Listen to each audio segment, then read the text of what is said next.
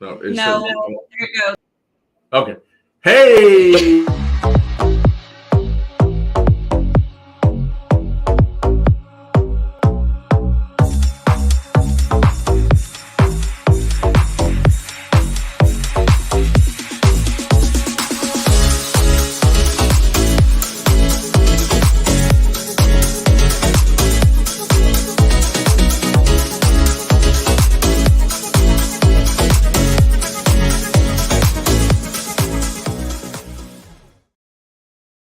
Welcome. Now it's our turn. Take two. Yeah. How's everybody doing Take two. tonight? It's hot up here today. It is hot. We've moved to the podcast studio. We It's have. out of the snake room now into the other spare bedroom, That will probably eventually be a snake room. but it's still hot. It's still hot. And we have the AC vents open, and it's still hot with all these lights. It's got to be you. I think it's you, Miss Donahue. Or it could be our guest. It could be. Or it could be Miss Holly backstage. It might be any of a number of things. Do you see? It's Dawn. Dawn's here. I see Don came in. Stan Dawn's came in. here. Gerald's in. Who else do we have in? Our brother Jeremy's here. Kiki! Let's see. Let me scroll on up. I know. We got We a bunch mentioned in here. Stan. Blakers. Celtic Balls is in. Hey, Did you I see think that? I know them. We got Justin with Pressure Pythons. Justin, Hey, thank you for Justin, joining thank you us. for We joining just talked us. to Adam, and I know he brought you over. So Brought thank you you for coming over. over and checking this out. Casey from Goff's Reptiles. Casey with Goffs, yeah. Look at Adam with Proper Royals is in. What? We got Sundog Serpent Sarah. Serpents. We got Angelina. Hey, Angelina. We got Brother Kurtwood. Kurtwood. Randy, welcome. I Wait. know you missed last week. Randy, thank you for coming over this weekend. Love hanging out with Ashley, you. there's my Look. girl. Who else we got? Will. Will was just over in He Billy's. I was. saw him over in Billy's. He was. Hopefully we're not all fired up tonight. We gotta do a shout out. Go ahead. Do a shout out. Well, I can't do it because I wasn't there today. What are we talking about? The BMW place. You gotta shout out our service guy. Our service. Yeah. Not a service tech. Service, No, he's our sales. he's our guy. Yeah. Hey, he was awesome, dude. Clint. Clint. His name is Clint. Yeah. So Clint, if you're watching, I know you pulled up our YouTube channel and we talked reptiles for a little bit. You're an awesome dude. Thank you. He Every took time- good care. Yeah, he yeah. took good care of us. Every time we so- need to go in, bring the vehicle in, we're going to you. Yeah, he's Um, awesome. tonight we got Adam We have with Adam. Proper Royals. Yeah, I don't know how proper we are, or we're gonna be. Well, I think Adam will keep us in line. He's pretty proper. I mean, it's in his name. It's in his name. Look, and there he is. How are you doing, Adam? I'm good. What's going on, guys? How are you tonight? Good. Good. How are you doing? I'm good. You guys gave me this complex when we were hanging out. You were like, I didn't know if we'd all get along because we were kind of different. And I was like, we're not that different, man. And you're like, yeah, but kind of. And I was like, no, that's just my brand. That's just me on camera. That's like, it's like when I got the coat on, that's different than day to day. And then I drank a bunch of whiskey and there was, we had a good time. We But had a great time. We did. But, even before the whiskey part, I mean, we met. We had a great time even before. Going to the grocery store together, hanging out at Jeremy's house, sitting at his table. I mean, it was like we have known each other and we were just sitting there just bullshitting. Yeah, it was a lot of fun. It was a lot of fun. I swear it. Food and drink around the table is just the best way. I love it. It's the best way to meet people, to get to know somebody, to learn their stories, man. It was great. And like, there was no like amazing moment, but like the whole night was cool. I mean, we were, and that was a Jeremy Warfel's table. I suppose we should give him a thanks and a little. We should. We should. Thank you, Jeremy. Thank and you for having us. All of us getting in trouble behind the scenes. Right, because us and Holly and Adam, we all showed up Friday night. And, we did. And he allowed us to stay at his house Friday night, and we were there all day Saturday, And I mean, it was great hospitality, you and your whole family. And we did exceed the alcohol amount. Was that the craziest laws you ever heard? They were like, that was crazy. Tell the audience the story. That's ridiculous. I never heard of such a thing. Gosh. So it was by ounces or liters or something like that. So in Pennsylvania, you can only buy a certain amount of ounces, and I'm going to say / liters because I can't remember what it was. But I know we tried to buy 2 cases of beer. Well, You tried. Okay, you say that as if it was like a massive amount of alcohol. It makes us sound like raving alcoholics. I think the Cayman Jacks come in like a 12-pack. Mm-hmm. So I had the Cayman Jacks, and then I had a bottle of like strawberry margarita mix or watermelon or something. And then I had a case of my Pabst Blue Ribbon. Right. And then I think Adam had a couple of things. I had a 12-pack of Yingling, and then I was like, you know what? I'm going to try some of this local stuff. So I got a 6-pack of a craft, put it up there, and dude's like, he's like, well, I'll try and ring it up. We'll see how the math comes out. I'm like, how the math comes out?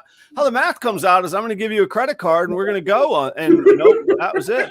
I was like, I'm good. I got one for this hand, one for this hand, and we're good. It's on the shelf. We should be able to buy it, correct? Well, and then, but the dumbest part too was we just walked 2 doors down to like a liquor store. I mean, Jeremy drove us, but I mean, it was a liquor store next to another grocery store. Yeah. And we bought enough alcohol in there to kill a cow. I mean, Right. I don't understand what Yeah, because they apparently have a beer distributor, and then you go 2 doors down and there's a wine and spirits distributor. So you got to get the other stuff there. So it's the craziest thing I've ever heard of. But we made it work and we had a great time. Yeah. So. We told them, we showed them, we got our alcohol. It went, Yeah. and I think we've stocked Jeremy's fridge for quite some time too. I think he's ready. Yeah. I think he sent a picture of it, didn't he? He probably is ready for like the next, few months that he could party every weekend for a while. That whole garage refrigerators is full. Yeah. I mean, it's full of beer, and I mean, He doesn't have to go to the store for quite a while. Yeah. So yes, I was very, and we've talked about this, kind of towards the end of Saturday when we were saying our goodbyes, and that I kind of let my hair down, and I told you how nervous I was meeting you. Did you see it? No. There's one strand up there somewhere. I'm getting there. We'll be in the same club before long. Don't worry. But I was very nervous meeting you because of the way we run our brand and the way you run your brand. And there's nothing wrong with it. It's just 2 different ways. It's a brand. Yeah. And I was nervous. I was like, Adam's not going to like us because we act wild and crazy, behind the scenes and in front of the camera. We act wild. We're professional. We're both professional when it comes to our business, as far as when we sell our snakes, when we produce what we're producing, and when we do that, all of that aspect. But when we're doing our podcast, when we're, meeting people and things like that, we're cutting up and having a great time. Where you're more serious about everything, we're kind of just like, nah, nothing's too serious. Nothing's too serious. We everything's funny. I'll tell you the honest truth is that I get really anxious in social situations. I'm not great with it. So like everybody's like, well, why would you have your own show, or why would you play music? If I'm on stage performing, I don't have the variables of what's going to come up in conversation. I don't have to have that social interaction. So there have always been kind of like these security blankets or social hacks that I figure my way through. And what I found is like the people I do connect with, I connect on a really like deep level, which was great. Like dinner, like I was saying, like sitting around the table, drinking, eating, that kind of thing. But yeah, like the high school dances. Oh, that was the worst. Can you imagine? Like that is, that I'd go to I don't know, man. I'd go to solitary confinement before that. I think, man, it's hard. So you're the ones that, where usually all the boys sit back and the girls are out on the dance floor. Yeah, yeah, I was eating the hot dogs, man, for sure. But so like even in the restaurants, sometimes people are like, "Oh, you're always so busy," and I'm like, "Well, if I look busy, people don't try and take up much of my time, and I can keep moving, and I can get back to where I'm comfortable, which was with the kitchen and with the team." So some of that is carried over into Proper Royals. That's some of it too. That's sort of the mask and the persona that I have to put on for myself. Yeah. Yeah. And so real quick, before we get into kind of diving a little deeper into you, let's kind of look at this comment from Jeremy here about your music. And you're an amazing music. Thank you. Guitar player, musician. And can you tell people what the conversation was Friday night Oh my God. about the concert? Oh yeah, you're talking about the group chat? Yes. Man, that was great. It was really good. So that's what I was saying. We were all sitting there getting ourselves in trouble behind the scenes. Yeah. We so a couple things, I guess. Things get out of like people's perceptions get out of hand. Like they see me on YouTube and then they hear me say I play music. I play like a guitar, me, and then a fiddle player and an Irish pub usually. And like in the corner of an Irish pub, there's rarely a stage. There's rarely lights. I have my PA and it's just a real bootstrapped homegrown gig. But people get this thing in their mind. Oh, he's got pretty good production. Look at this. He's got his microphone. He's got these cool guitars. He talks about it all the time. Hell, he seems to have a lot of gigs. So we cooked up a story that there was a stage. Yeah, that we cooked up a story that we had a stage for Phil to join me on, and then Kent at Craft Brew. He had something come up, but we were all ribbing Kent, and I'm not part of the group chat, but I definitely participated. We were ribbing Kent, and Kent was like, he plays music, and he was like, "Can I play some?" And we were like, "Yeah, sure." But there's, we got to get with the sound engineer, and we started downloading pictures from the internet of like a stage being built in a generic green lawn, and everybody in the group chat thought there was this like big stage and sound backline coming in, and man, it was, and apparently it continued through the night. I went to bed. I'd been driving I drove in from Providence, Rhode Island that day. It'd been a long drive for me. I went to bed, and the next morning I just heard that we were in all sorts of trouble with expectations that had been cooked up. But it was good. Like you said, Kent had something come up, so he wasn't able to play with you. But you and Phil played for what, 2 or 3 hours, if not more. We did 2 sets. Yeah. Phil, huge credit to Phil. Like, speaking of like sort of being in control and not very, very many variables, like if I've got the mic and I've got the main guitar, I know what's coming. Phil didn't. We had exchanged set lists and stuff, but Phil's not playing folk Americana Irish pub tunes in his everyday life, so he had put in a whole lot of work, and he is a ripping guitarist. I mean, he opened the show with Hendrix's Star Spangled Banner. Like, I was going to say, that's how we started the barbecue. Yeah, so I mean, huge shout out to Phil. That's Finger Snakes BP. He is a technician. And I get the feeling that he's that way with his snakes and with his electrical engineering that he does in his facility. Phil is a remarkable dude. Huge shout out to Phil. I mean, just an amazing talent. Yeah. Our friend Randy was wanting to know, are you on TikTok? I am, but I don't participate very well. I don't think I posted on TikTok in over a year, but yeah, I am the Proper Royals on TikTok. And there is one TikTok. I like to do things and try and learn along the way. So if I don't know what I'm doing, I'll do something specifically to learn. So I had heard that you get more views if people don't realize that your reel has ended and restart, or your TikTok has ended and restarted. So it maybe, if you could get it to play 3 times before they realized it was repeating, you could really blow up the algorithm. I also heard dancing on TikTok was cool. So I did this dance where I have two snakes and I'm just doing this in the snake room, like I'm doing right now, like a total idiot, just bobbing up and down. And I tried to make it so that it was like blurry and had these transitions, so you really couldn't tell. And I wanted to see how long I could make it loop for. So that was the highlight of my TikTok. And when that one flopped, I was out. I quit. I was like, all right, I don't get TikTok. I'm not doing it right. See, So, I could dance on TikTok. Mrs. Donahue, let's not talk about dancing, please. I love you. You're a good dancer, but we're not filming it. And we'll leave it at that. And Adam gets quiet. Look, I'm in your house tonight. I don't know, but I have an idea, a little bit of what I've signed up for. I did some show prep. I went and watched a few of your prior episodes, and yeah, so it's all. I'm here, man. I'm in. I'm in. I'm committed. We'll do this. So talking about doing some show prep, yeah, of course you got to do some research, and I went back.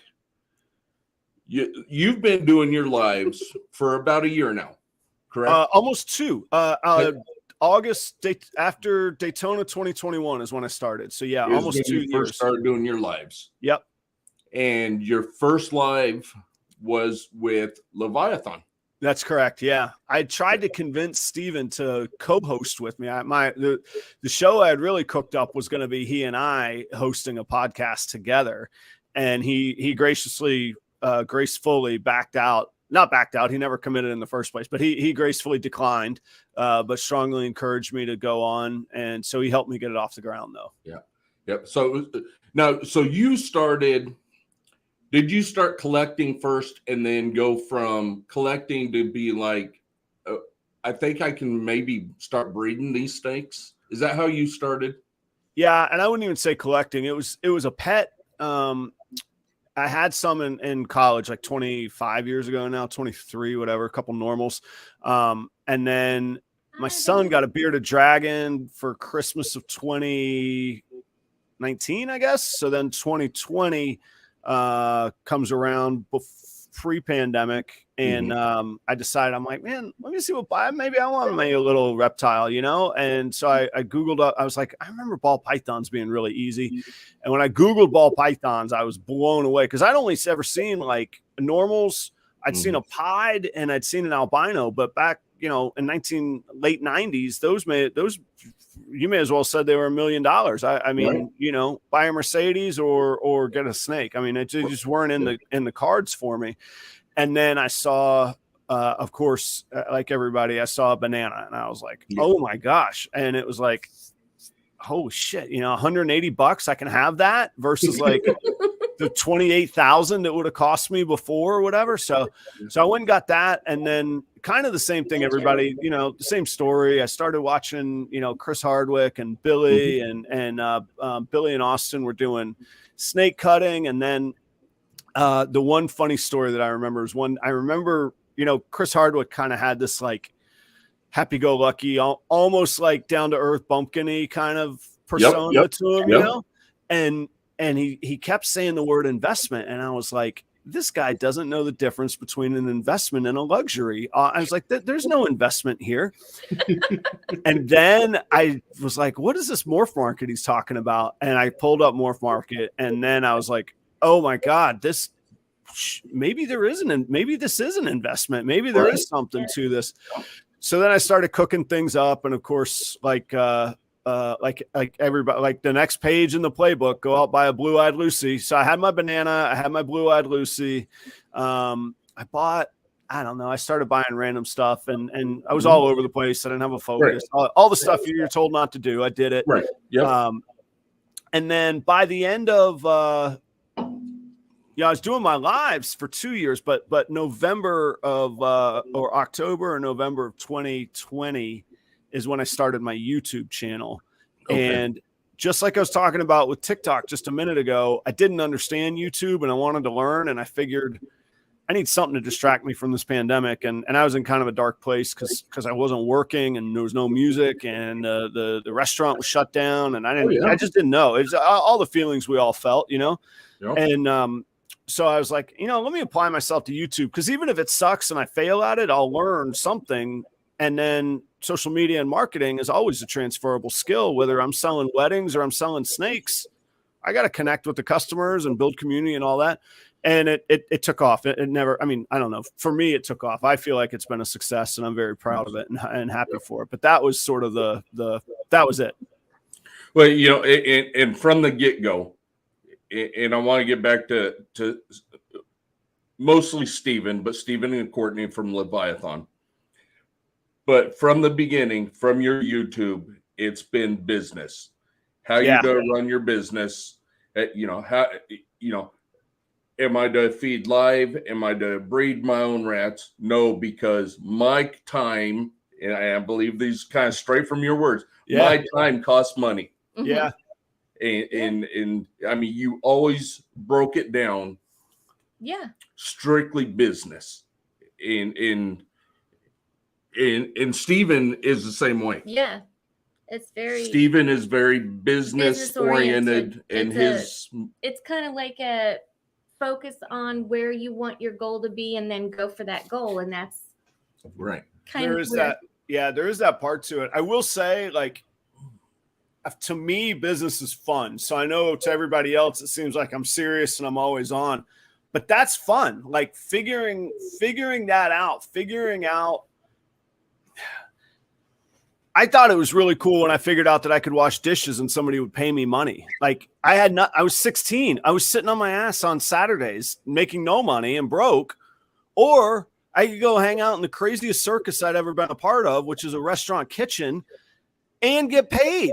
And that's kind of how I feel again. Like, okay, I'm going to run YouTube shows. I'll figure out maybe how to get a sponsor. I'll figure out what I'm doing, grow these amazing animals, build community, and then I'll go sell these snakes that, I mean, I bought the parents, but the babies, there's no, like, I'm used to like the retail model. You buy something and somehow you improve it and then you sell it for more. Right. Not these. You just make them happy and they spit them out for you. Right. I mean, great oversimplification, I know, but like I still get a kick out of it. It's really great and it's gone really well and the community's amazing. I mean, look at us sitting here. I mean, to your point, were you and I, the three of us and Holly, were we ever all going to walk into the same bar? I mean, geographically, it was impossible, but here we are.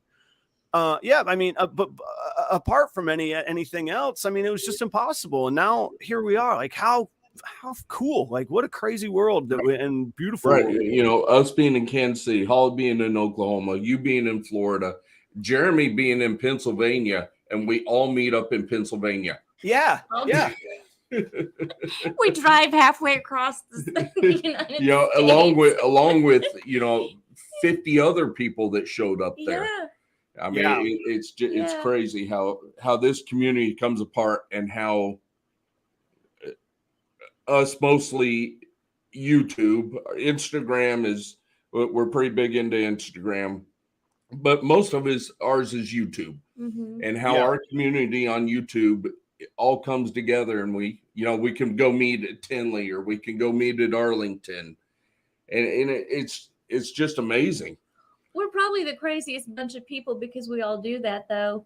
I don't know that there's a lot of industries like ours that would hop in the car and drive the amount of hours that we do to go halfway across the country and just for a barbecue or whatever.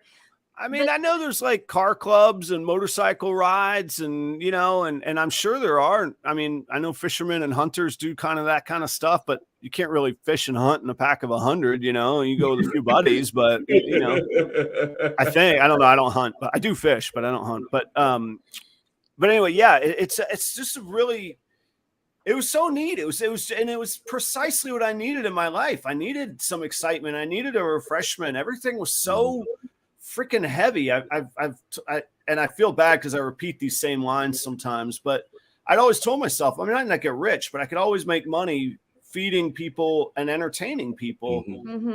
And for the first time in my life, I was smacked in the face. I couldn't do it. Like, even in the worst days of my life, I knew I could go down to the street corner, open my guitar case, and I could at least make enough for, you know, a can of beans and some water for my family if I needed it. Right. And I couldn't, and I just needed something, man. I was a mess. It was awful. So it was, this has been a great, just what I needed, man. It was fantastic. Yeah. But in talking about, there they are. There's Stephen and Courtney. Yeah. Thanks for joining us. But talking about when we started, and you did a video on it, was the COVID. Are we a COVID? And I can't remember exactly how you stated, like COVID breeders or COVID hobbyists. Oh, yeah. COVID keepers. I think I put it. I think that's what I dubbed it. And that you're talking about the recent video I did about it, right? Yeah. I had some opinions in that video, but yeah. But I mean, you know, that time of your life, you needed something, and this is what. I mean, this pulled you out of that hole, pulled you out of that slump because you couldn't work the restaurant, right? Because you couldn't play your music, and this is something that you found, and it's been just I really can't describe my friend. A lot of my friends and my family too, but a lot of my friends, they just think I'm nuts, and I'm like, well, you're welcome, come hang out. Like, there's no but actually, that's what that second show I started, a selfless plug here, shameless plug. But that second show I started is with a non-reptile person, and that was sort of the whole thing. Like, how do you talk to your reptile friend, or how do you talk to your non-reptile friend? And that's sort of like that's like the premise of our morning show that we're doing. And that's, I'm glad he said that. You did talk about your friends, no, just me. Okay. No, I'm glad you said that, because we've always been a show that we encourage everybody that comes on our show to plug what they have going on. Mm-hmm. We want our people to. It's a free chat. It is. Yeah, you're here supporting us. We want you in the chat, having fun, talking with each other. If something is exciting in your life, we want you to put it. You know, if you get a clutch of eggs during our show, we want you to be able to say, hey man, I just got a clutch of eggs.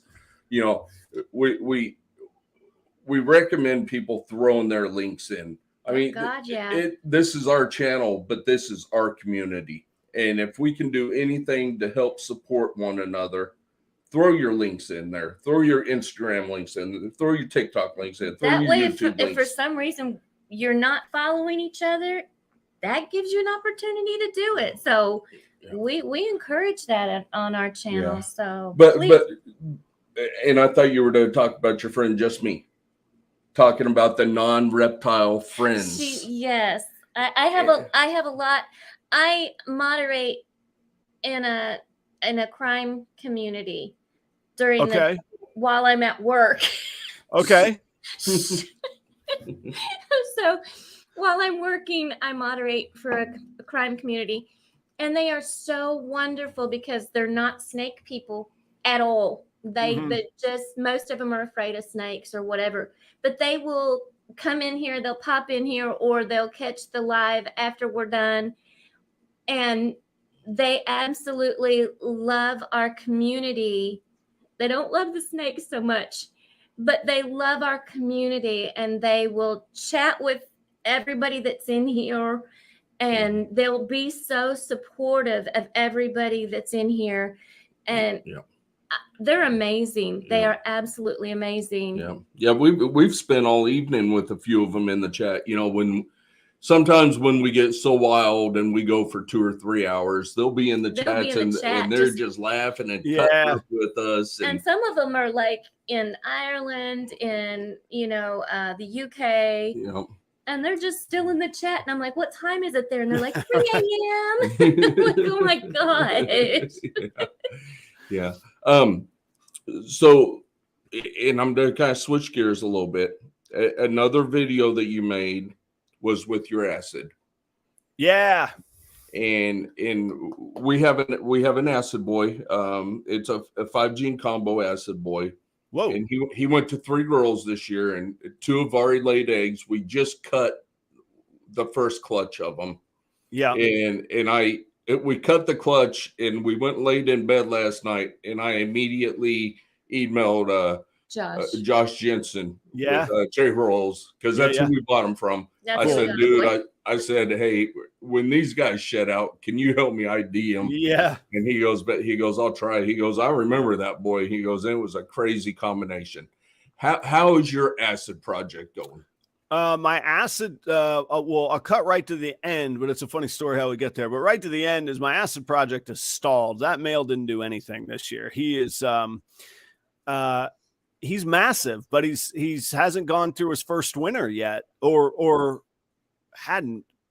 Maybe that was his first winter. Anyway, he eats like a crazy mad wild man, never misses a meal, always wants more, always ready to eat, eats great. He's got to be flirting with 1,000 grams, certainly every bit of 850 to 900. And I got him from Dale at Constricted Reptiles, and Dale and Josh are right around the corner from each other, and they're good buddies and all of that. So Dale says, hey, this one's Pot's Het Clown. And it's almost all hocus pocus. I don't know if I really believe it, but it just seems the way. It seems like there's nothing like free. Like you get one bonus, but you're going to pay for it over here, So I shed test him. Boom, he's Het Clown. I got an acid Het Clown, and Dale cut me a deal, basically what just a male acid would cost. So I get the Het Clown component for free. Oh, amazing. What a beautiful breeder. What a score. Because I can't afford an acid clown.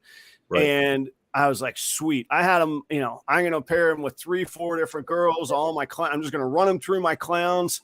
And, come summer of 2023, I'll just be sitting on a pile of acid clowns. Life would be great, That snake would not lock. He's never locked. I've never seen him lock. He's got sperm plugs. He's big. He's not fat. He's just a big, he's like one of those 9th graders you look at and you're like, dude, you look like you're 24, kid. And you're like, you're still a kid though. Yeah. So hopefully I'll do it again this winter. Hopefully that's what comes around this winter. And you tried throwing different sheds in and all the other tricks. And I put him in bags with another. I put not 2 males together in a bag, but put him in a bag and then put him in another male's tub. Put the females in with him, put him in with the females. I took him for car rides. I was like, I had to go to Gainesville one day. It's about an hour and a half each way. I was like, all right, you're coming with me. We're going 3 hours in the car, pal. Get in here. Nothing, man. Sarah wins the internet right there. The flaccid acid. That's the flaccid acid. Well, I know someone, my sister, she could probably become a fluffer for him. Juicy G might be able to do. Yeah, next time Juicy's in town, have her swing by. I'll supply the bourbon and give you some privacy. And why you say me some privacy? It's not me, Adam. them, yeah. The privacy. So that's our acid clutch just right after we cut them. So he is acid blitz, pastel yellow belly granite, and he was paired to a leopard butter this year for one clutch. And I tell you what, we cut these things and they're crazy looking. Yeah. Of course, that we know for sure that's pastel leopard, but what else is it? I mean, it's a crazy pattern. Yeah. Yeah. And when you get them out and you're able to see the belly, that'll help a lot too. But look how vivid they are. I mean, now that's an acid right there. I feel confident in that because it's got instead of the nice rounded edges of the black, like the leopard produces, it's got those like little almost pixelated. It's just not quite as clean as leopard. That's cool. Yeah. I think that one does too. Have acid. It's got some granite in it. I see some granite in the alien. Yeah, that could be what I'm looking at. Yeah. Look at those nails. Those are nice. Well, thank you. Yeah, there you go. Oh, Juicy was overcutting the eggs, huh? Yeah. So that's a butter leopard something or other. Right. Yeah, with the stripes. Yeah. and then another butter. Yeah, way more gray though, huh? Yeah. And it's almost purple looking. Right. Yeah. That with hypo would be unreal. That one Yeah. that we just scrolled through. Holy cow. Yeah. And then, again, maybe another acid. I don't know. It's every single one of them we cut was different, and they were all crazy looking. Yeah, I think that one is acid as well. If I were to put my money on a bet. Yeah. So that was our excitement last night. That was our excitement last night. Yeah. That's awesome. And you have 2 more clutches coming from it? Yeah. So that was to the butter leopard, and then we paired them to a chocolate pastel pinstripe. Smart. She laid 4 eggs for us. She had 5. She was egg bound. Okay. Oh yeah, that was the one at the party you said was egg bound. Yeah. Right? Yep. How did she get it out? What'd she do? Yep. So Nikita from Pip Stalkers. She works for Superior Skills, and she called him up and was wondering how, what to do, because she had never done it, and he talked her through it. Ryan talked her through it. He said just grab a probe, get up there and pop the egg. Huh. Luckily, it was far enough down towards her vent where she didn't have to go in too far. Yeah, good. She popped the egg and then kind of just milked it out. Huh. And then the next day she pooped out the rest of the eggshell. Yeah. She's doing wonderful. She ate last night, and she's doing fabulous. Yeah. Good. So we got that clutch going, and then he was paired just to a regular pastel. Cool. I mean, as a single gene all by itself, I love acid. I'm a huge fan of acid just the way it is. So and it does nice with pastel. Yeah. So that's our excitement. We have some lavender pieds in the incubator right now. Cool. What's our other big ones right now? Lavender pieds, the acid stuff. There's smaller stuff, butter GHI stuff, some Bell stuff. There's like 10 in there. Yeah, 10 in there right now, and 2 more going. I can't remember everything that's in there. Some banana pied stuff this year. Yeah. Some lower end stuff that will sell. And you can make a lot of money moving $500 to $700 snakes. I think I'm still learning. I don't ever claim to be an expert, but like, it feels like the customer and the communities grow with you as you grow. Like last year I was selling $200, $300, $400 snakes. This year I'm selling, my sweet spot is kind of $400 to $700 snakes this year. Good. But I mean, if you can move $400 to $700 snake, that's a lot of money. Like that's a lot of money. We've had people asking for bells, so we did those. Yeah, right. Yeah, we did a bell clutch. Yep. We did a purple passion clutch, which we did a Mystic Phantom. Yeah. We got 3 of those. Cool. So those will sell. You know. But yeah, so let's see. After we left you in Pennsylvania, right? I think we hit a show the following weekend here locally. Let's and I'll tell you what, it was. We sold 1 snake. Thank you, Randy, for buying a snake from us. Thank you, Randy. That was the only snake we sold. That it was just a 1-day show. Yeah. But I tell you what, these people walked in, and I was watching, and they were walking right past ball python breeders. Ball pythons. I mean, we weren't even looking at their tables. They were walking past ball python, and it wasn't just. I mean, we were at the doors. Us and oh gosh, who was that other? Across the way. Yeah. Yeah. But I mean, they were just walking right on past all the ball python breeders. But I don't, there's always been debate about it, the last 6 months or so about, is the ball python hobby over? Is it business? It's not over. To me, it's like the stock market is to fluctuate. We get into some areas and that's all they want is ball pythons, and we can do really, really well. We can sell 5, 6, 7 snakes in a day, and then you go to another area and we do 1 or 2, and we're like, okay. Yeah, I agree with you. I don't think first, I don't think it's dead. It's not going anywhere. Mm-mm. There's a reason there. I mean, everybody focuses on the number of them on Morph Market, but the reason there's a number of them is that they sell the most. Like, Right. you know, that's like saying the market for soda is dead. Look how many sodas are out there. Just because Americans are addicted to sodas. Come on, like, Right. far and away the best-selling pet reptile, and for good reason. They're great pets. The barrier to entry is relatively low, and there's things at all different price points. So very few things have a spread of, you know, as low as what you can get a normal at a show. Yeah, if you're patient, you can probably get one for $20, Right. up to $20,000. And there's people enthusiastic at both ends of that spectrum. Like, how many industries? I mean, Gibson Guitars doesn't even stretch that span of customer attraction, you know? So, I mean, anyway, I'm bullish on it. I'm having a good year, a great year. My year is good. Now I've had more inventory than I've ever had and a wider reach than I've ever had. And I started doing shows, which I never had. So, I need to see in 2-3 years. Hopefully this isn't the high water mark for me. I need to go up from here, not down, but it's very, I find it very good. And yeah, there are those shows though. I of all the good shows I've had, I had a 3-show stretch where I sold one Enchi, $72, 3 shows.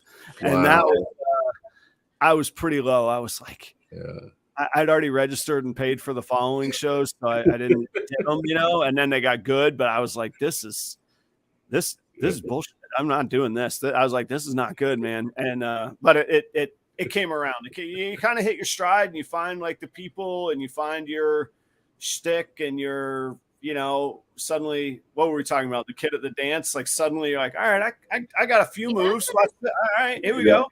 You know, and it gets better, you know? Yeah. Kurtwood was talking about you when you said soda, you meant pop. And then where I'm from, you just said Coke. And they said, well, what type of soda do you want? So, yeah, Gerald said when he was in the Navy, he ran out of water for 6 days, and he's still fine. 6 weeks later, Did you see what Randy said? Because and Randy's son Hunter is I mean, enthusiastic about the ball pythons. Hey, KG. What's up, KG? Yeah. So, I mean, it's, you know, in kind of going back to your last video about the COVID. You have so many people that bought into it. Right. Well, 3/4 of them are to get out of it. Right. And, which kind of goes back to another video you did about picking up collections. I love it. Oh man, that's my favorite. Oh man, it's like I'm like a kid in a casino when there's a collection. I'm like, oh geez, I'm gonna go fucking broke. Like, I've got to explain this. But yeah, I love it, man. I really do. Mm-hmm. So we actually did the same thing this year. This was the first year that we've done that. Collection came up and we did that. We went in and picked through what we wanted to keep and selling off everything else.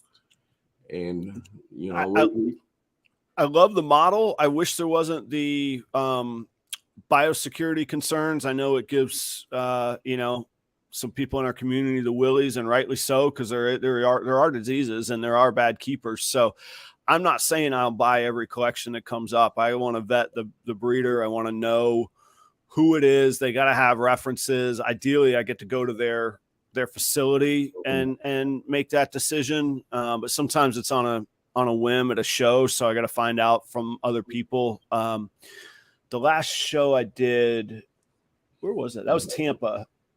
Somebody approached me. They were trying to get out and they just wanted to sell out. They just wanted to be done and have a quick sale.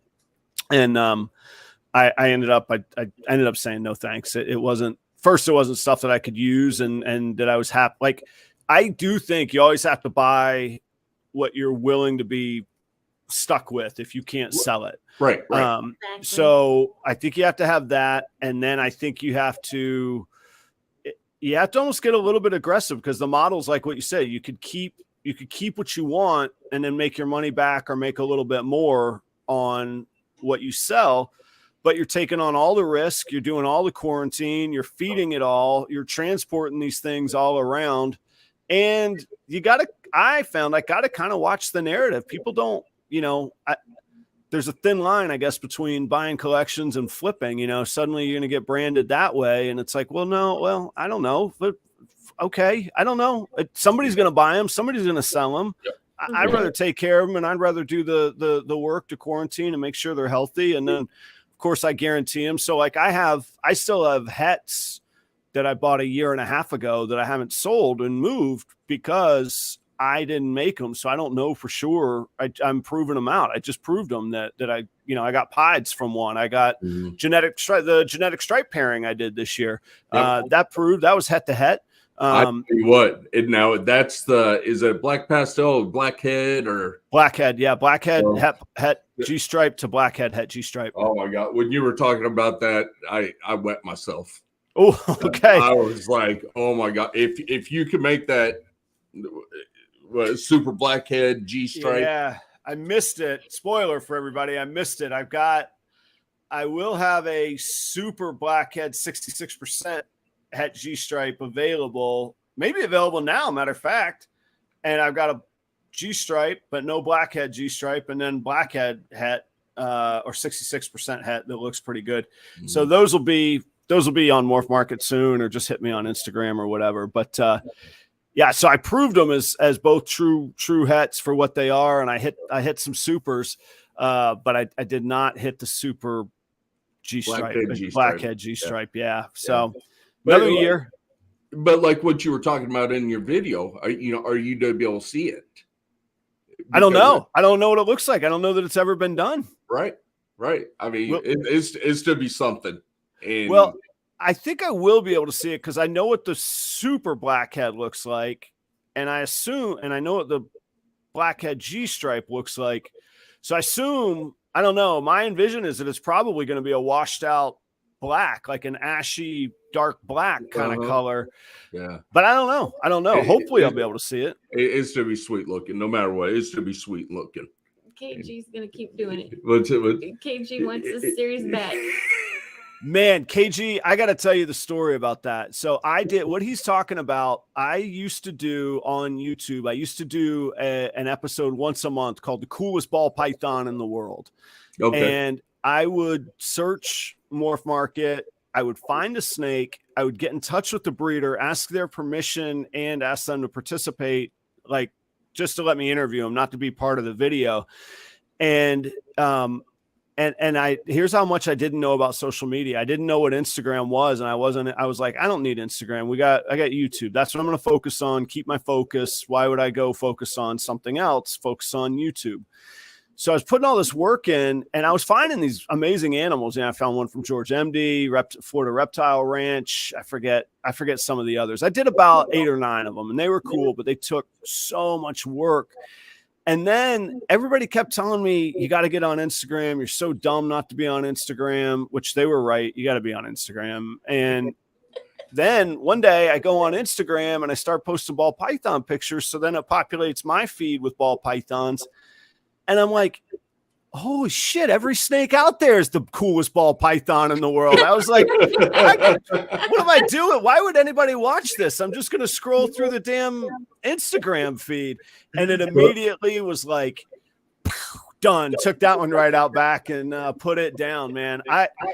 It was great. KG, you know what? KG was loving it. They were good videos, but it took so much effort. And then there were some breeders that would just be like, and I get it. Like, I'm sure I get it. There's a ton of people. Everybody's got a YouTube channel. Everybody's got a podcast. We all got, and they would just blow me off. They would just be like, no, I'm not interested, or not even answer me. And I'm like, great. Now I got to go find another snake, and I got to go talk to another breeder. But I've kind of learned some ropes now too, where I would just be like, I would just talk about it. If you're going to post pictures of it, I'm going to talk about it. Like, and I'll just make my video. I don't care. Like, you put it out there, I'll credit you. I'll credit whose snake it is in the pictures. Yeah. So I know a little bit more now and have a little more backbone to it now. But KG, thanks for bringing that up, man. That's cool to know that actually got some reach and some love and appreciation. That's cool. I put a lot of work into those.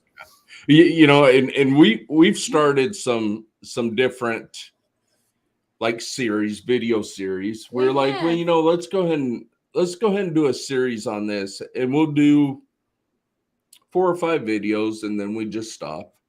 And then a year later, someone else is doing the series. We're like, wait a minute, we started this series. But that's kind of cool because obviously somebody saw it and they thought, hey, that was a great idea. Yeah.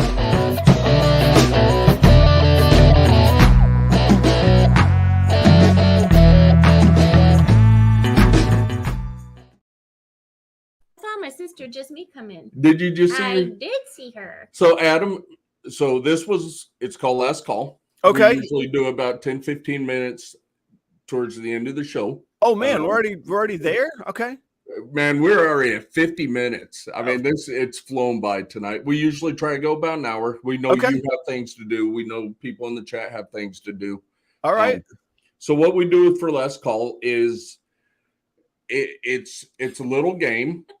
So prior to Last Call, compared to now, something has changed in this area. Okay. So Angie and I would come up with this, and each KG. week we KG's liking my hair. Is he? Yeah. Well, KG, her hair has not changed since before Last Call. Oh. So we do gifts, we do giveaways. This week we're doing 10% off on anything that we produce this year. Anything that's for sale, we're going to do 10% off. So what you need to do is be the first one to comment.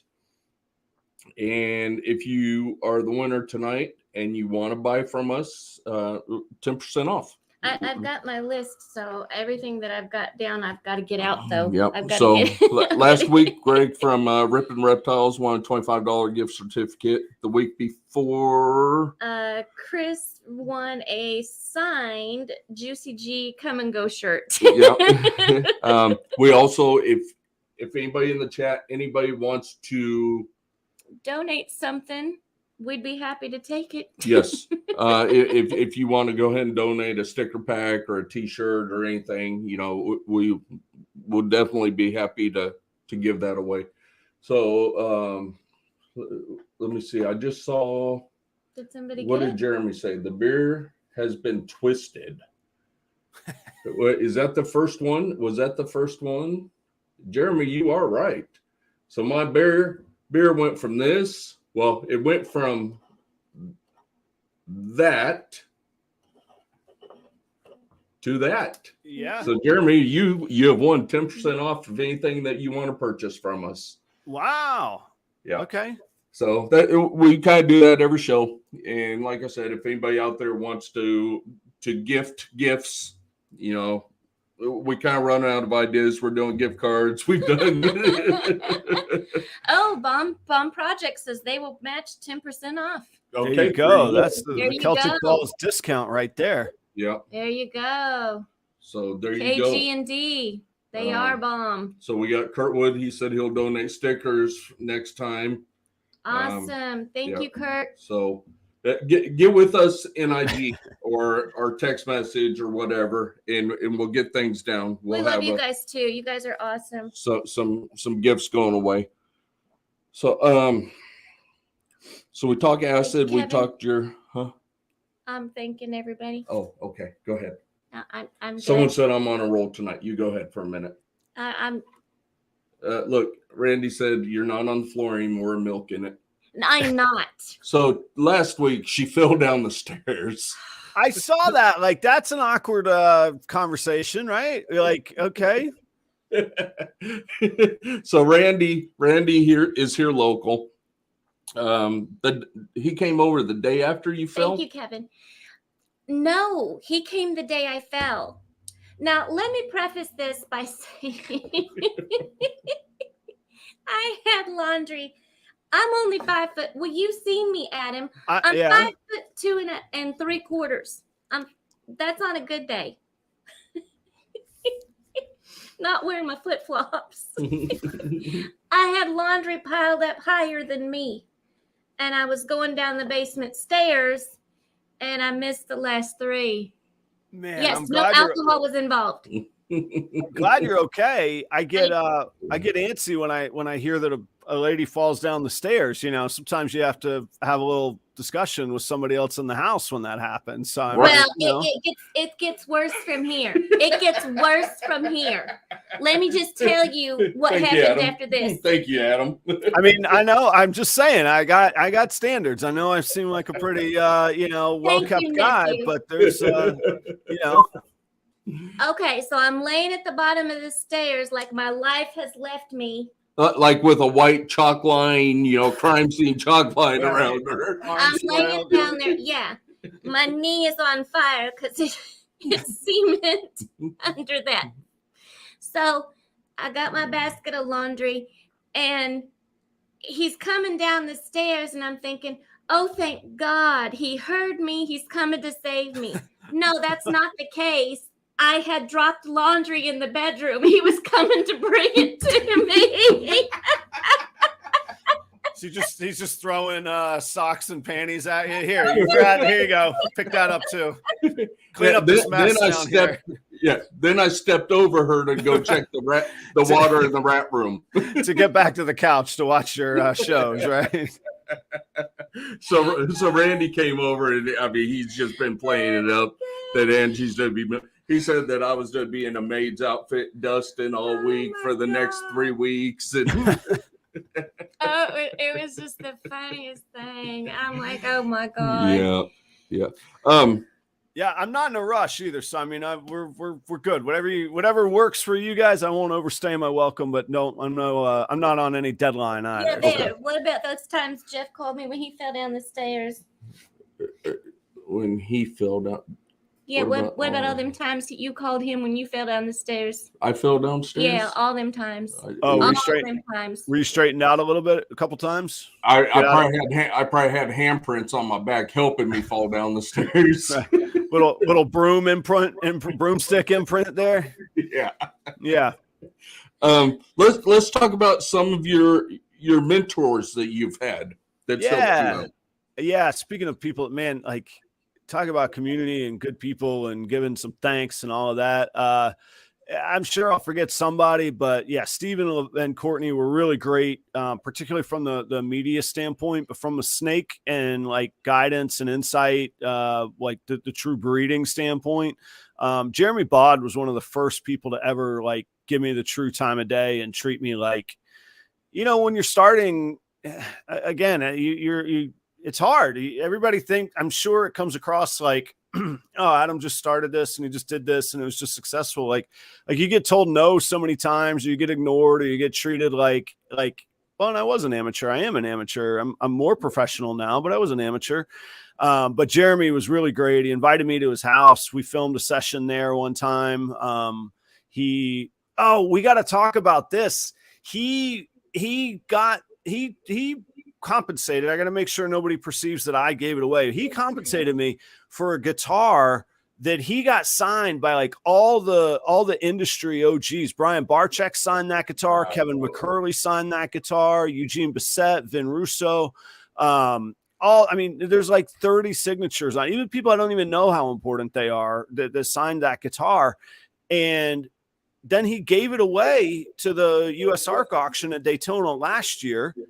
One of the US Arc board members bought it, donated that money to the cause, and now they're re-auctioning that this very weekend. You can sign up online. That guitar is up again, and it's going to benefit US Arc Florida. If you go to my Instagram, there's in the last day, I think yesterday or maybe even today, I posted it. The link is there though, but US Arc Florida is doing, there's animals and that guitar. And it's, I call it the Lady Luck guitar. It was my touring guitar for about 5 years, and I built that guitar, and it's got a pinup girl with a dice on it. And she's covered. Nothing that you wouldn't, you couldn't show your kids or your mom or whatever. It's fine. It's tasteful, but, anyway, that guitar is there. So Jeremy did all of that. And that's actually how Chris and I, one of the first times Chris and I were introduced, Eaton.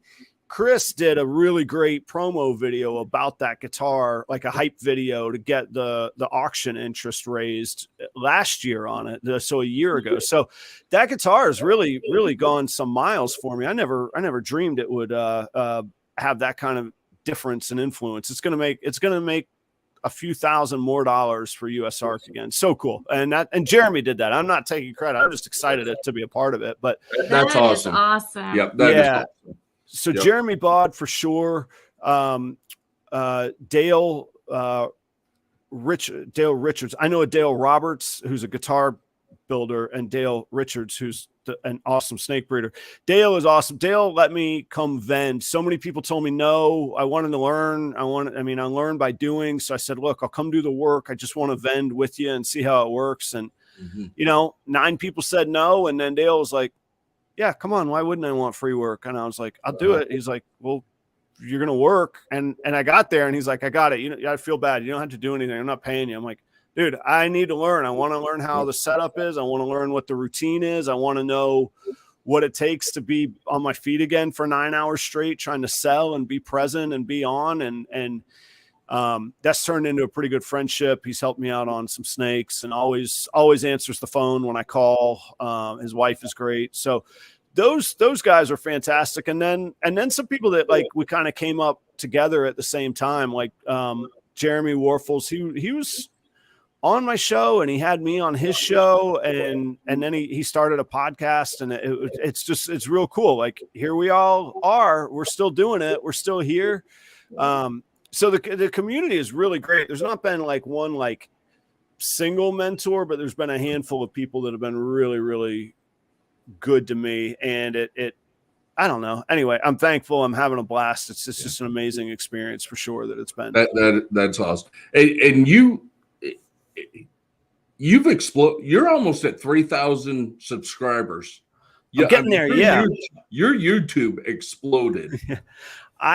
Thank you. And I need to, it is definitely one of those things that works if you work it kind of deal, but it's hard. I tell you what ruined me on YouTube, it was Instagram. You get such a reach for a tenth of the effort on Instagram. It takes a lot. You guys know it takes a lot of effort on YouTube to make a video, to edit it. You don't. Not really. Have you seen our videos? Well, but it's still but it's way more than say a reel or a post, right? Like it's not, so I don't know. I have this really tough, and it's an hours in the day kind of thing. It's a return for my effort kind of thing. But I also sell, I know I'm not supposed to say this, but I sell a lot of snakes on Instagram. I reach a lot of people on YouTube and build the community, but Instagram is where they sell for me. So I've had a tough time. So I keep up the lives religiously. Believe it or not, that doesn't take as much work. I do the show prep. I get excited about who I'm meeting, and we dive right into it. Oh, by the way, Will Morose will be on tomorrow night on the show, Royal Canadian Reptiles. Big timer, heavy hitter coming on tomorrow night with me. So like I get excited about. The videos are a little bit tough, and I go through waves of creativity. So I'm kind of in a lull right now, and that'll come back around. But I've been slacking on YouTube is what I'm trying to say. I need to get back to it. Yeah. I feel more comfortable on the lives. You do. Yeah. When I put a camera in your face, I mean, you're a lot better now. I mean, I used to have to drag her up the stairs saying, come on, we got to go make a video. Yeah. But it'd be easier for her to get up the stairs if she hadn't fallen down. Just rolling down.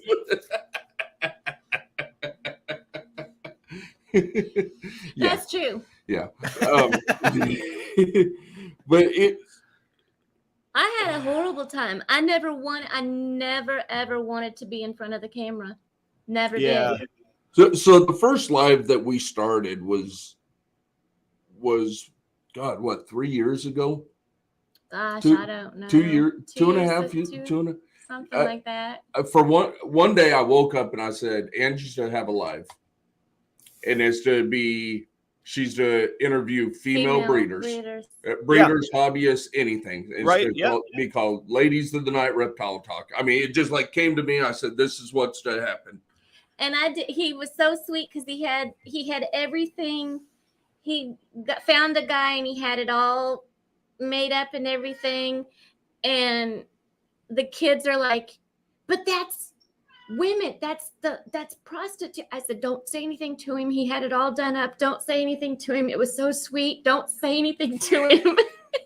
At Ladies of the Night. I mean, I just thought that it was a cool title. Yeah, it's a cool You know, tongue-in-cheek play on words, right? right. But yeah, come to find out it's, prostitutes working. Stay. Yeah. I We mean, got a that's cat getting ready to jump up here. that'll get the clicks though, right? I mean, That's what I I don't said. I said, hey, they'll click on it for us right. just to see what we're doing. Yeah.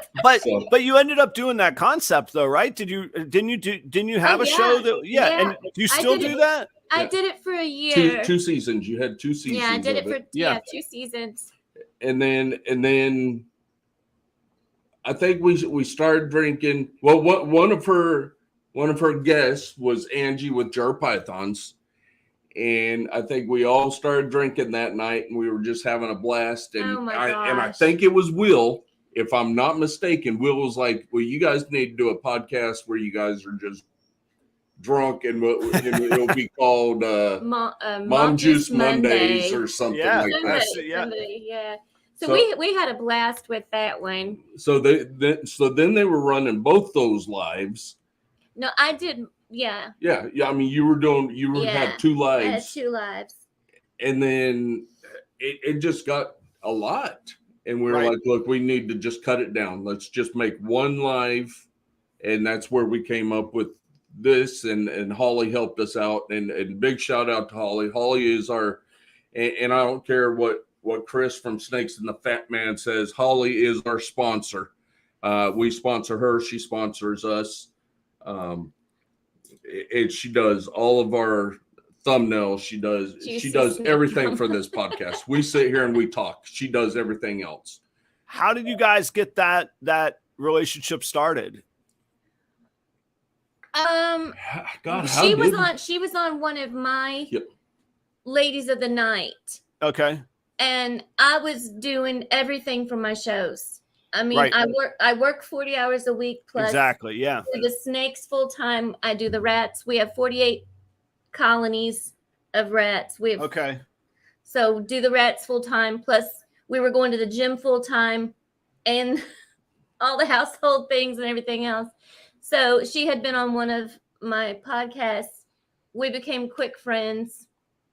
Met down at Arlington for the first time, probably a year ago. And we've been friends ever since. And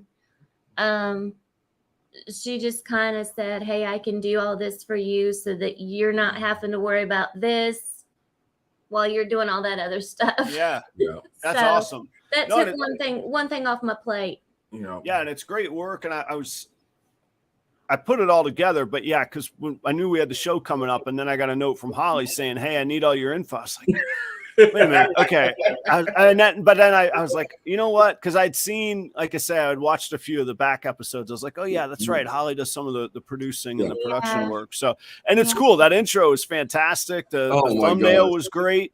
It's way cleaner than mine are. Like I packed too much. Mine looks like a crammed NASCAR, of brands, words, pictures, just all slammed on there. Hers is far more focused than mine. So.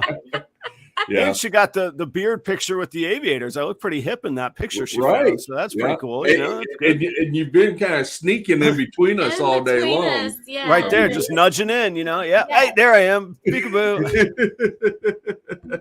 So, I mean, it's so nice. We can come up here. Good night, brother.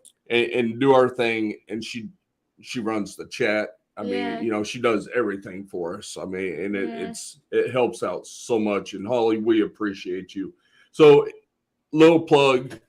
If you all need any thumbnail work, if you need any podcasting type stuff, get with Holly. Holly is not free. She does pay. You have to pay her. Oh yeah, you have to pay her. Yeah, it needs to flow to her. Yeah. Don't abuse her. I'd say that to everybody. Don't abuse her. She does awesome work. If you need any help with it, she'll help you out. So that's the plug to her this week. I would say as well, both for Holly, but for anybody, you got to find a way to stand out. People ask, why do you put so much work into the lives and the podcast? Well, because there's 10,000 of us breeders out there. Yeah, you got to find some way to stand out, and having, if you don't know how to make or you can't figure out, or you're not confident. I'm not even saying I know how to. I stumbled into mine, but like if you need help with a logo, or you need help standing out, or you need help with an intro video, like I remember watching Mutation Creations intro videos going, shit, these guys look like they got their act together. I didn't know who they were when I started out, but I watched it because it was a cool video and they had like the smoke, you know, Right. check this out, you know? And so all of those things do add up. I mean, because truth be told, most of us breeding? We're breeding banana pieds, and if we're lucky, we're gonna hit one with a yellow belly in there or something. Right. How are we gonna stand out from each other and make some money and keep this thing going, or feed our rats or whatever it is? Yeah. And so standing out, I would absolutely recommend that. Whether somebody sponsors a show with their logo, whether somebody goes and hires somebody like Holly to help them out, anything like that. Like if you can't do it, or you're not confident to do it yourself, get somebody. It's it's really reasonable rate too. Like if you went to a marketing firm, you'd pay 4 or 5 figures for these things. You could get this stuff very, very good value. Yeah. But and she did. She told us, she goes, you need a ring light. She goes, you need a green screen. She goes, we're to make you look professional. You guys might not sound professional, but you're to look professional, damn it. Yeah, we'll bring you to the water, whether you drink it or not. That's up to you, but we'll get you there. Right. But yeah, it was, I don't mean to intimidate people, because I started my channel with just my cell phone filming. I mean, those are great cameras nowadays, but along the way, to your point of, lighting, sound, image, I used to joke like this microphone will pick up just fine whether it's in my face or not. It's a little different tone, but I don't need it right here. But the image, like I had this running joke of a poll, like, am I going to be a microphone podcast guy? Like I'm going to start getting in fights with other podcasters, man. Like I don't know if I want to go down that road, you know? Yep. And one of our biggest supporters and mentors for YouTube, and he's not in the business anymore, and you don't know who I'm talking about, is Gershon. I mean, man, when it came to YouTube, he was pushing us. You know, if you were in the community that he was in, he was pushing you to do YouTube. Yeah. He helped so many people, myself included. You all sounds like his platform was great. It was this great entry point, and that was the whole premise of his show. Oh, you haven't been on? Oh, you have less than 1,000 followers? Come be a guest. I don't care how new you are. And like, admittedly, like we've all seen, like some people are better guests than others, but you know, he would drag everybody along. Like, hey, all right, here's the next question. You're going to keep talking because we're going to learn about you, and you're going to say who you are. And I have the utmost respect and thanks and care for Gershon. I wish I lived closer. I wish I don't know the details. None of it is my business. I don't want to know. I'm certainly not going to dive into it. But I hope he knows the difference he made, particularly for me, but in my opinion, across our hobby in the past 3-4 years. Yeah. But and I thought of him real quick when you were talking about you first started doing yours off your cell phone, because that's what he would talk about. He was like, I do mine off my cell phone, and that's what we started with. Yeah, that's what you started with. You know, and then you get into it and you start buying some higher end equipment. But you're also working on your chops the whole time. You're getting your rhythm down. Angie, you said you used to not be comfortable in front of the camera. Now you feel better here in this setting. Like you find what works, what doesn't. You find where the clicks are. You find where your audience is. You meet the people. Like you knew all the people in the room. It's awesome. And heck, KG said my hair was on fleek. That's right. I know. Yeah. And another one that kept pushing us was Kurtwood. Yeah. I mean, Kurtwood would have us on, and Kurtwood would have us on for like 4 or 5 hours. And then I'd have to call in sick to work the next day because I couldn't get up to go to work because I was so tired. And he drug us up to Schaumburg. And he was the one that brought us to a first NARBC. Yeah. Oh, cool. Drug us up to Schaumburg. Because he's up there in Chicago, and he said, what are you guys doing this weekend? And we had actually planned on going to the Omaha Zoo that weekend. I mean, I remember we were to go to the Omaha Zoo that weekend. He was like, well, why don't you guys come up to Schaumburg? There's a big reptile show. Yeah. And Angie jumped on, looked at hotels. I got one, and we got up there that weekend, and we've never looked back. We already had our snakes and stuff. We had already been chatting with everybody, but we've never been to a big NARBC. Oh, cool. Where I should know is Schaumburg in Pennsylvania? Where's Schaumburg? It's right up there in Chicago too. Yep. So really when Tinley closed down for COVID, yeah. Now we're gonna get a strike because I said COVID on YouTube, but you know. But when said it like 5 gazillion times. So when they closed down for COVID, Schaumburg opened up. Okay, gotcha. And now Schaumburg they still do a show every year, and I think it's next month. No, I think it's this month. Isn't it this weekend or something? Yeah. I think it is. It's soon. I've heard it a lot lately. Yeah, that's why it's been in my on my rate. Well, it's been coming across my wire, but I didn't know. Yeah. You know, sometimes when something's not, when you're like, well, it's not around me. May as well. It could be Mars, could be Illinois, Pennsylvania. Who knows? Doesn't matter. Yeah. Yeah. It's like northwest of Chicago, but it's the Chicago suburb. Chicago area. Got it. Okay. Yeah. Cool. Yeah. Yep. This coming weekend. Thank you, Nixon. Yep. Yeah. So I mean, it's we've had a lot of help from the community getting us out there, pushing us, and we enjoy every minute of it, and now I got to physically meet you and get my fears to the back. Now I have no fears. I'm like Adam's cool, Not to beat my ass. I mean, no, I don't. I don't know that I ever had any ass beating days, but they're probably behind me if I did have any. But yeah, God built me for a lot of things, but standing there putting my dukes up with somebody just ain't. I can handle myself, but it's gonna be quick and gonna go one way or another really fast because I'm not built for taking thumps, but no, I still go back to that was just a really, really great barbecue, a great event that Jeremy puts on. He certainly inspired me. I got some things cooking that I want to do along those lines too. Good deal. In every April, so Jeremy has that in when was it? July. Yeah. July. First weekend of July, I think. And then in April, we do a crawfish boil every year. Oh, cool. So and that's in Kansas City? That's in Kansas City.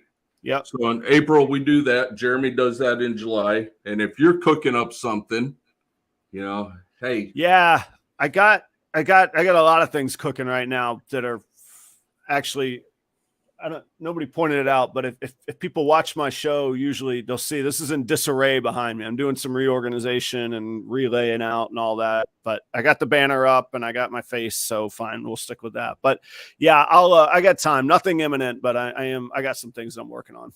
And then talk about cooking. Let's roll right into this. Now, we all know food and beverage. Oh, Chris says he's May. Chris is in May. Oh, nice. Your career was at food and beverage restaurants. Yep, that's correct. Let's talk about your jacket. Yeah, it kind of rolls everything into one.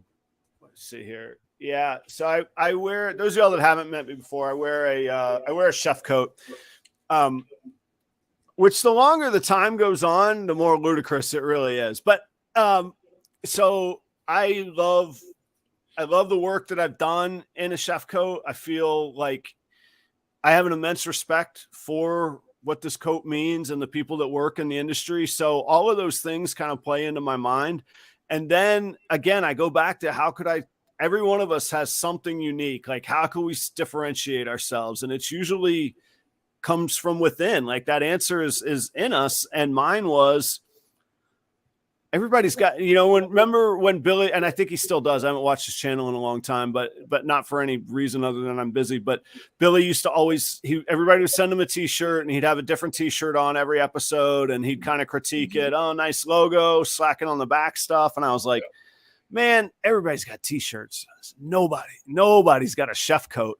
Right. And so, but now it's really funny because I don't think twice wearing it. I'm not comfortable in it, but I must look like a total ass strolling through a ball python convention in a damn chef coat slinging ball pythons, but I love it. And then it's me, and it's a little bit of a friendly reminder of where I've come from and what I'm proud of. And I do miss that. Like I've walked away from restaurant operations. I still consult some, but as far as day to day and my crew and my people, and the last chef I worked with them for 17 years. Like you work at 60, 70 hours a week together, and you go through stuff. You see people's relationships happen. I worked with that chef before I ever met my wife. Like, so there's deep relationships and camaraderie and history there when you were that deep in something. So it's kind of my both tribute, both respect, mental setting for me. If I put this coat on, I'm not effing around. I'll have fun, but there's work to be done. And then we have a good time. Like that was the kitchen. We get the job done. And then we go earn our reputation that we have in food and beverage. Okay, cool. And that's kind of the same with music. Like, okay, we're on stage. Let's get that job done. Now we go have our fun and tear the house down afterwards. So all of those rolled up. I love it. Thanks for bringing it up. It's special to me. Kurtwood asked, do I sell them? I don't.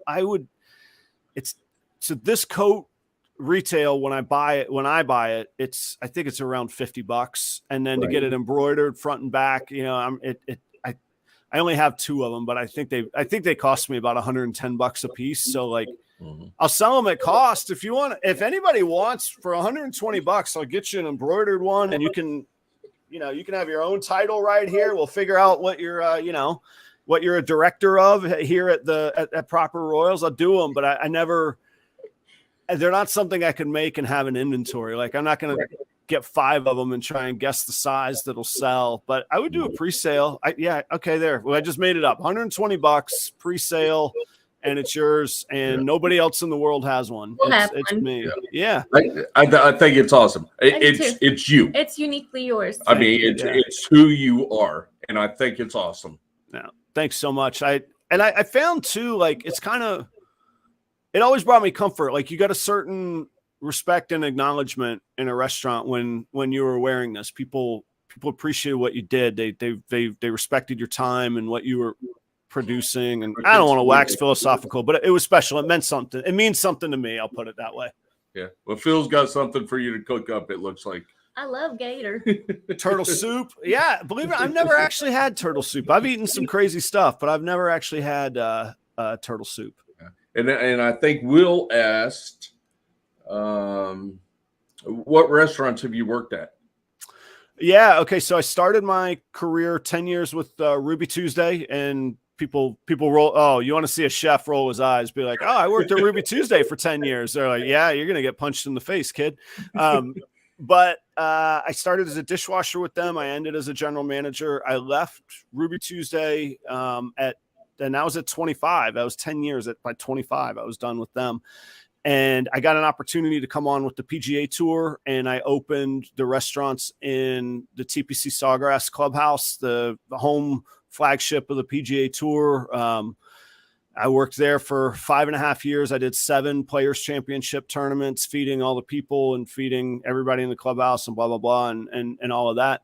And then at that point in my career, I got recruited or poached, or however people want to say it, by a private club up in the mountains in North Carolina. And that was owned by a single billionaire and his family, which sounds maybe neat, maybe doesn't sound neat. But what I found was really, I was just a neat trinket. I was just the neat guy from the PGA Tour that they could say that they had, until something newer and shinier came along. So 5 years there. And then the last property I worked with for 6 years was another resort property, but it was open to the public. It wasn't private. It was a whole lot more. It was a place my family and I could have afforded to vacation if we wanted to go. It was much easier to feed. I could relate to the people I was feeding. For my years at the PGA Tour and at the private club, it was the super hoity-toity, it got me where I'm going. I'm thankful for it. Paid me well, all that. But I was really happy that I wouldn't say ended my career, because I still consult for that company too. They're called Rumbling Bald, and it's a resort just outside of Asheville on a lake in the mountains. And I'm very, very proud of what we accomplished there. But that was the last place that I worked. Then I have a golf course client here that's doing a renovation and rebranding. So I'm working with him on his team. But these days is mostly proper royals. So all the media and the ball pythons, and then music. Mm-hmm. Mm-hmm. And we talked about that, kind of what you're doing now. And I didn't know if you wanted to get into it, but how is that going? How is the consulting going?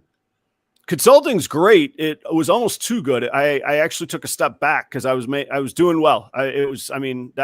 So all those years I just described added up to 27 years. So, you do anything for 27 years, you get pretty damn good at it. And I did. I was good at it. I am good at it.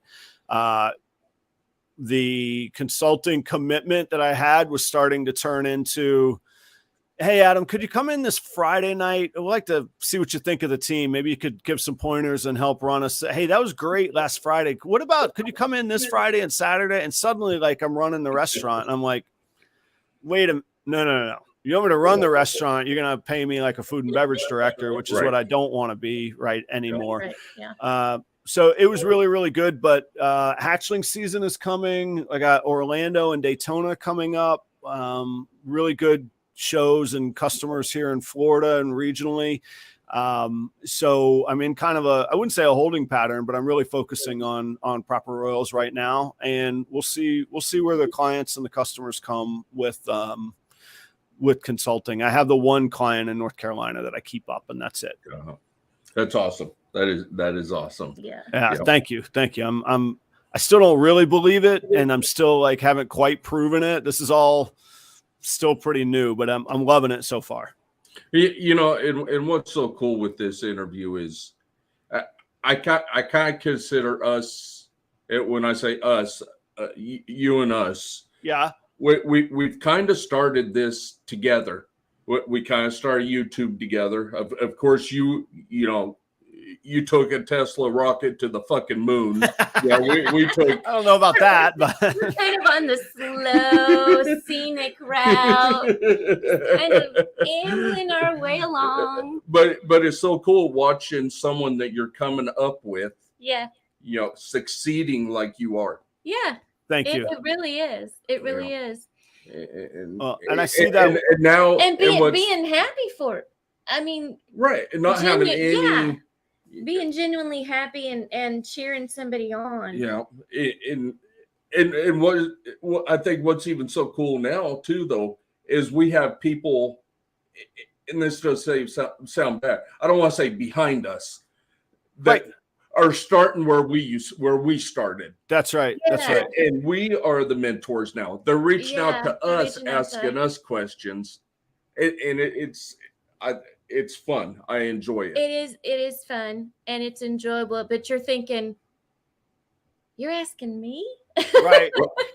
Yeah. Isn't that crazy when somebody will see you at a show or something? And of course, like I say, I've got my dang chef coat on, so I stick out like a sore thumb, but it's really bizarre when people are like, well, could we take a picture? I'm like, if you want, man, I guess so. Yeah. Well, let's do it. Yeah. Well, come on over, Absolutely, we can. Yeah. I love that part. Yeah. Well, I don't know. So today I'm wearing Sammy's shirt. Okay. Yeah. He's in everybody's chats. He's on Instagram. He's everywhere. Last year we went to Tinley. We know you will. Yeah. How's your podcast going, Will? Yeah. Where did it happen, man? You had the whole concept and logos. I don't know Will enough to give him shit, but I was looking forward. I was like, oh man, this guy, I gotta be on the list somewhere. He's gonna have something to say. Right. It didn't happen. Where it is? What happened? He's still on OnlyFans buying pics of Juicy G's feet. But did you tell the people about that that cottage cheese thing in between your toes you did for me there? And well, I didn't think you were going to bring that up. I tried to forget about it.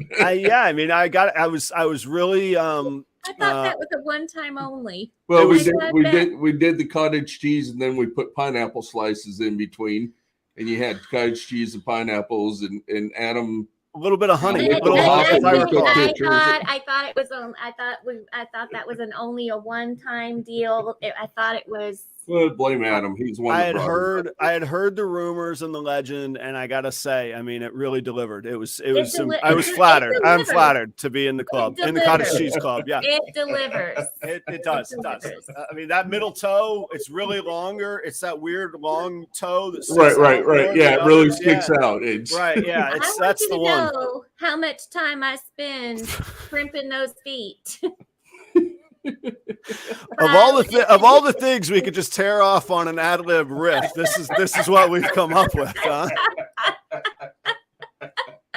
And I had no fucking clue what I was going to say now. You were going with that? I didn't know. I would have had cottage cheese. What are they talking about?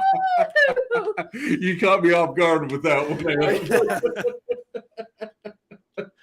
I don't know where we were going to go. I have no idea what you were doing. I was talking about Sammy.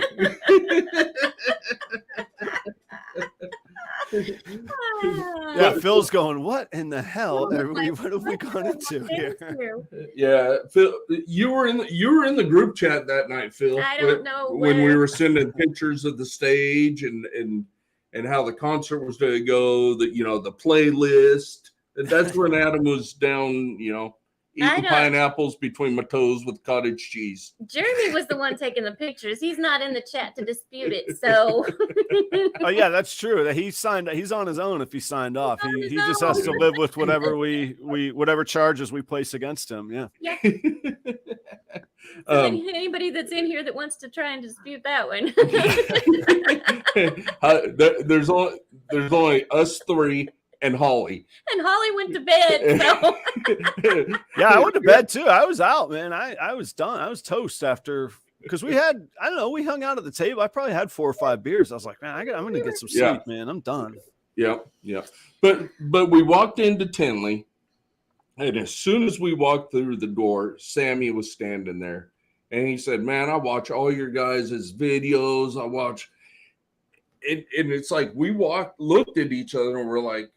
Holy cow, is he talking to us? Yeah, it's cool though, right? And I mean, we sat there and talked to him probably for 2 or 3 hours. Yeah. Oh, cool. And it was just like, like you said, people walking up to you saying, "Hey, can I take a picture?" Yeah, it's the craziest thing. Yeah, we were amazed. We were like, "Holy cow, sure you can." Yeah. Well, I tell people. I tell them both in consulting in a business setting, but also just personally or in these shows, like it's YouTube's job and they're really good at it. YouTube wouldn't still exist. It's YouTube's job to put people together that want to be put together, that don't know each other and they don't know that they want to be put together. And that's how that's at the root of how YouTube succeeds. So when you start a YouTube channel, you have YouTube on your side. That's the only way YouTube makes any money is being good at connecting people with what they actually want to see. And the nature of our productions is that our personalities shine through what we do. We don't have videos where we're off screen or it's a computer prompt talking about pictures. It's us. Mm-hmm. We're selling us. And it works. Like I tell people, like you have YouTube, you have the power of Google on your side for free. Doesn't cost you anything. Just start producing. Yeah. Good night, Don. Don is leaving us. He's going to bed. Yeah. So take it easy, Don. $5 foot long. Yeah.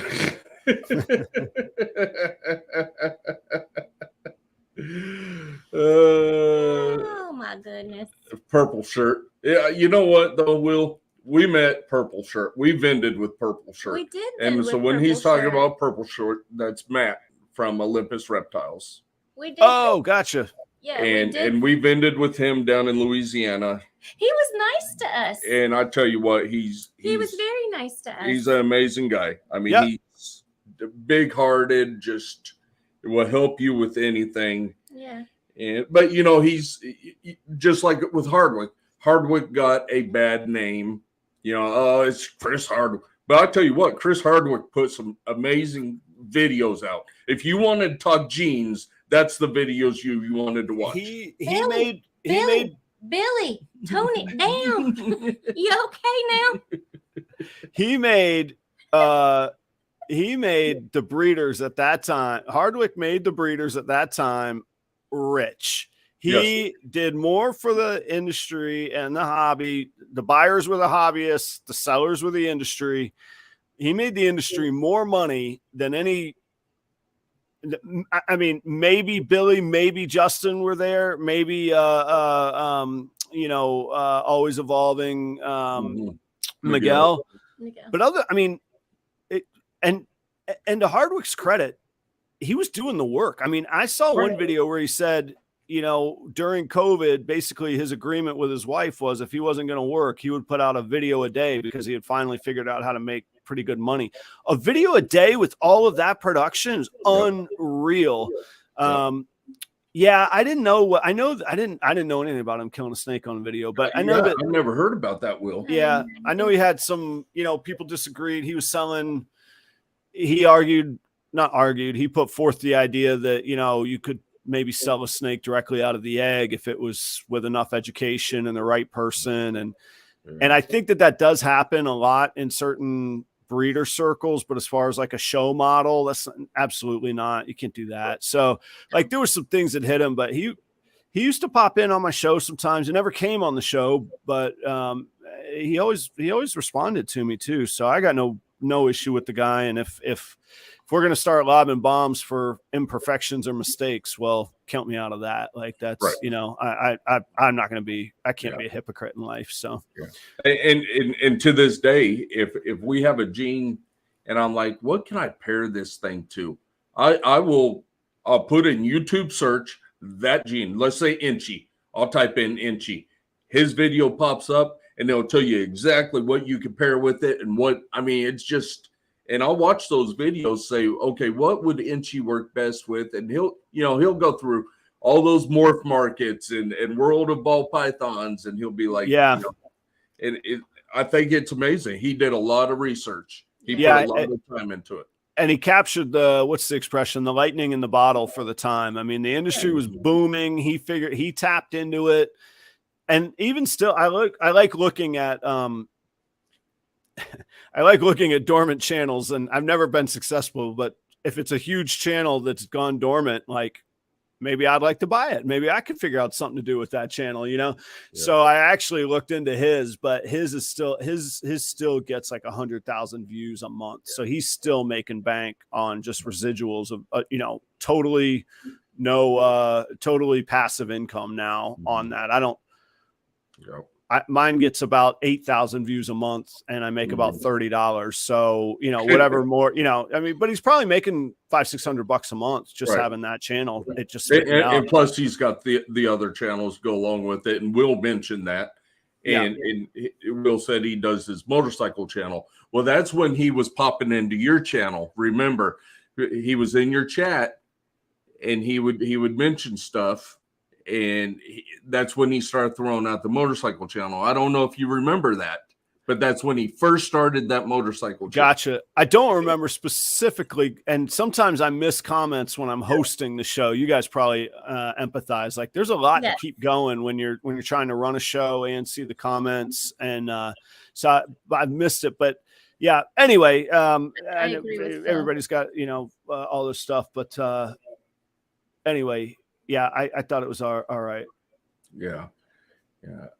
I missed a lot of folks that popped in today. We I was trying. I know, but we had 41 people in at one time, and I was cool. I looked up and I was like, holy shit, that's probably the biggest between probably you and Billy was probably the biggest turnout viewers that we've had. We usually do about 30-ish, but it got up to 41, and I was like, holy shit. Nice. Well, I would say every every time anybody does anything again and repeatedly, we're all getting a little bit better every time. So, you know, give yourselves a little bit of credit for showing up too and doing it and bringing the people too, you know? Yeah. Before we end, and I always ask people, and I know you have sponsors, why don't you give a shout out to your sponsors? Sure. I would love to do that. And I should, I say I always forget people. There's a great community of like, Phil, Kai, Charlie, or Reagan, Renee, like those guys were as much mentors to me as anybody. Kai was one of the first, like, I hold Kai in incredible esteem. Lucas Landon Python, Lucas Landon Royal, excuse me. He was he was like the biggest guy that I got on really early on. Like I was really excited to have Kai. He was just like, yeah, I'll come on the show. I'm like, you don't even know me. He's like, well, do you want me on the show or not? I'm like, yeah, I do. Come on. So yeah, I got to give really special thanks to Redline Shipping. Check them out. Promo code Proper5. You're going to save $5 on a shipping label. And Cold Blooded Cafe. I'm a big fan of feeding frozen thawed. That's just me. I'm not saying anybody else needs to, but if you do, great frozen rodents. I know it sounds really weird to equate the two, but I know what I like to see in a food preparation facility. I see a lot of that same thing in their food production facility for my animals. And I like Cold Blooded Cafe a lot. Again, it sounds really weird, but when you open the bag, it smells different and better than some of the other companies that I've tried. So I was a customer before I was there, before we ever did business together. So use promo code Proper10. They're going to give you 10% off of your order of rats. That is some serious jack right there. That can add up for you. So check them out. And then let's see, Creative Genetics, Keith out in California. He's got some cool stuff going on. Chris at BNS Reptilia, he was the original earliest sponsor that's still stuck with me. So Chris is awesome at BNS Reptilia. And that, yeah, great example of what I was saying earlier. How are you going to get your name out there and differentiate yourself? You know, Chris has Instagram and some social media, but he's less active than some of us, I think. Boom. He's on every podcast. His name gets mentioned more than anybody out there. Brilliant. Fantastic. He supports the community. It's fantastic. And then I think that's it for right now. Coming up in August, Snakes for the Memories. That's Jeremy and Holly. They've got another round of sponsorship coming up as well. So, and I also, if anybody wants to advertise with me, just get in touch with me on Instagram. I'm happy to discuss. And I have my morning show now too, Thursday mornings at 7:30 a.m. Eastern time. So early. And that's called Morning Joe, correct? Proper Cup of Joe. Proper cup. I knew it was something Joe. Yep. Proper Cup of Joe. Like, I know I'm onto something when my wife immediately rolls her eyes and goes, "What are you doing?" And I'm like, perfect. That's what I need. If it doesn't speak to you, it's going to speak to my audience. Just perfect. Yeah, that's the reptile and non-reptile guy. And then your other live is Tuesday, 8 Eastern. Tuesday, 8 o'clock Eastern time. Coming up on 2-year anniversary running, 2 years running. I can't believe it. Still going. And yep. Wilma Rose is on tomorrow night. Be a fun show tomorrow night. Yeah. And again, I want to shout out our sponsor, Holly with Texoma Exotics. Huge thanks. Not only is she helping with our podcast and creating everything that we do, but she also has her own live show. And it's Tuesday night. Hers is on Tuesday night as well. Tuesday night got so popular. I was like, what happened, man? Now it used to be I have to plug in my battery. Hang up my charger just a second. No, I think. Yeah. Is it Tuesday? Yeah. No, Thursday. Wednesday. Thursday. Okay. Wednesday. Thursday. Wednesday. She's flipping me off. I was gonna say you can't. Oh, you can't piss off. That's like being at. It used to be Tuesday. It used to be Thursday. It used to be Thursday. I always knew when it was. I'll get my facts straight next time I open my mouth. That's like being at a club and being like, right. Good evening, and then naming the wrong club that you're like, oh wait, no, I'm not there. This is a different place. I know it's Wednesday night. It's my late night. It slipped my mind. It's my old age. Wednesday nights. See, it used to be Thursday, and I always knew when it was, and then now it's on Wednesday, and Wednesday nights, go see Texoma Exotics. And not a sponsor yet. Right, all that work I do and man these people. But I want to shout out Recoil Reptiles. If you need a customized rack, PVC rack, Snake enclosures. They do retic enclosures, Burma enclosures, carpet python enclosures, hatchling enclosures, dart frog enclosures. Get with Recoil Reptiles. They're out of Oklahoma City. I think they have a YouTube. They have a website. They have YouTube and they have Instagram. Yeah. Get with Recoil Reptiles if you're in the need of a new enclosure. They do amazing work. And I know for a fact because we have our hatchling enclosures from them. And they're doing our retic and burn enclosures. Their enclosures are better than the biggest. Yeah, you better not say names. You're already getting your butt kicked. I'm not saying names, but they are better constructed than the biggest names. But you're getting your butt and I'm kicked. not talking ARS. I'm talking the PVC enclosures. They do the best I've ever seen. So get with Recoil Reptiles. If Charlie at Reagan Renee has them, that's a good. Charlie doesn't mess around. Yeah, Charlie and I got ours at the same time. Yeah. So they are amazing. Yeah. Adam, thank you so much. Hey, thank you guys. Almost 2 hours of your time tonight. It's been a pleasure. It's anytime. Seriously, that was fun. We had so much fun, Adam. Yeah, I'm not scared of you anymore. Next year we're gonna make you two sing together. That's right. We're gonna work out a song. We'll sing. I'll be in the background dancing like Tina Turner. We'll do we'll figure something out. I'll play the tambourines for you. Yeah, there you go. Just the cottage cheese stays in the fridge, though. That's right. It. No, that's where that's gonna stay. That'll be good. But, hey, thank you all so much, man. It's seriously, it's so nice to it's cool to hang out. It's cool to reconnect. It's also fun to not have the pressure of running the show. I think it was in the green room. I was like, we'll talk about whatever you want. I got no pressure. This ain't on me tonight, you know? Yeah. And what was funny when we asked you to come on at the barbecue. Yeah. You know, I was like, no, it can get wild in that. And you were like, I don't care. It's not my channel. I was like, that's your problem, not mine. So again, thank you so much. Thank you. My pleasure. Thank you. All right. We gotta say thank you to everybody. We especially need to say thank you. They're probably not in here anymore. KG and D. Yeah. Love them so much. Yes. Thank you for matching that 10%. Absolutely. I love them. Kurt said he was to go ahead and throw some stuff in. Kurt did. Yeah. Kevin did from Sugar Skulls. So everybody that said that they are going to throw something in. Holly's waiting back there to kick your butt when we get off of here. If you want a chef's jacket, a proper Royal Chef jacket, $120. Reach out to Adam for that. Yep. Everybody else, thank you so much for hopping in here. If you want to sponsor us too, get a hold of us.